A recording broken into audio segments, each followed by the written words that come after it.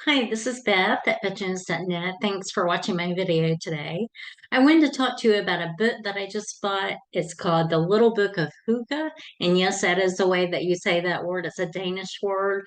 Danish Secrets to Happy Living. And it was such a good book. I already read it. I loved it. And it is by the author Meik Wiking. I hope I'm saying that name right.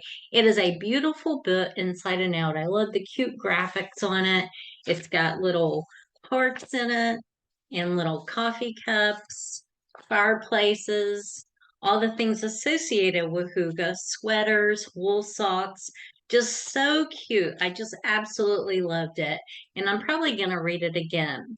But the author of the book, Mike, he is a CEO of the Happiness Research Institute, and he spent years studying what makes people happy. And he discovered that the Danes are the happiest in the world, which is ironic because they pay some of the highest taxes and they have very dark, cold winters, long winters. Now, what does the word hygge mean? I'd never heard of it. I found out about this book on a vlog and I bought it, and it means comfort, an atmosphere, coziness, safety, relaxation, and well-being. So that is what it means. And candles are very, very important to the Danes. In fact, they burn more candle wax than many other nations.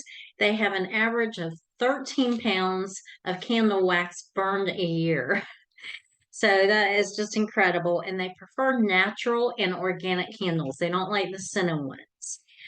Light is very important to them. Now, light is my one word for 2023. So that caught my attention right away. From October to March, it is very dark and cold in Denmark.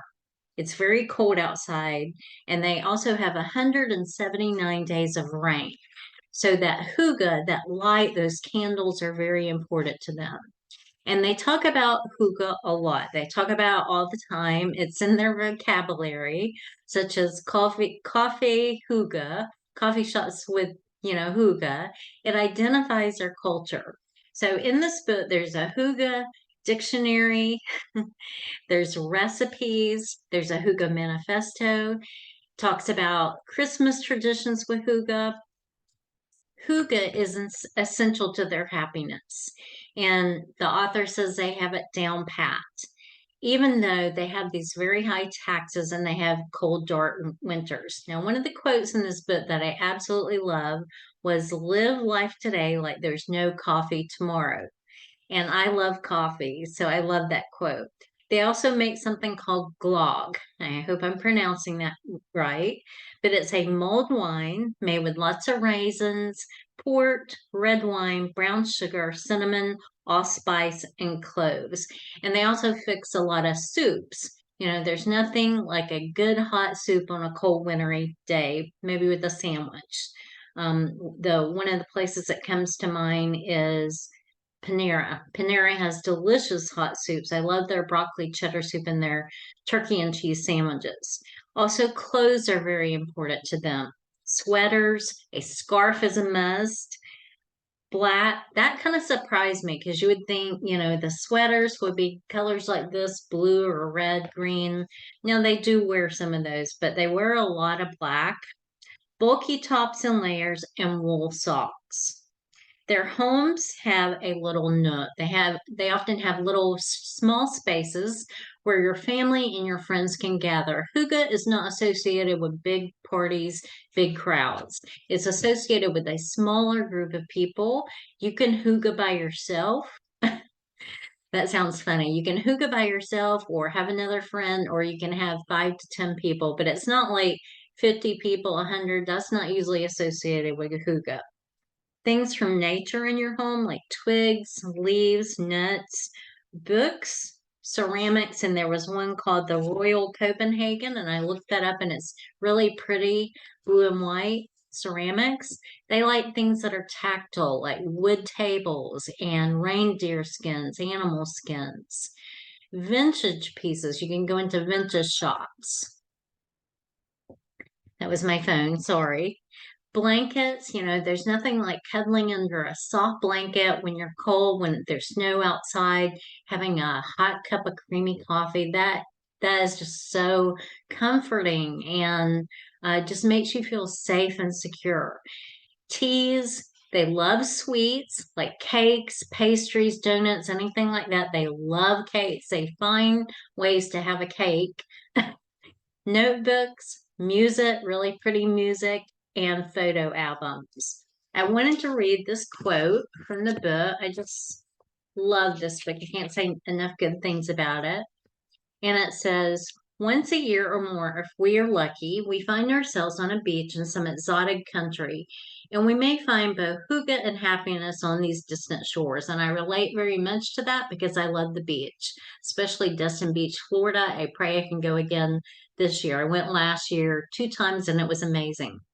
But it says, but hygge is about making the most of what we have in abundance, the everyday. And that is so true. Making the most of what you already have.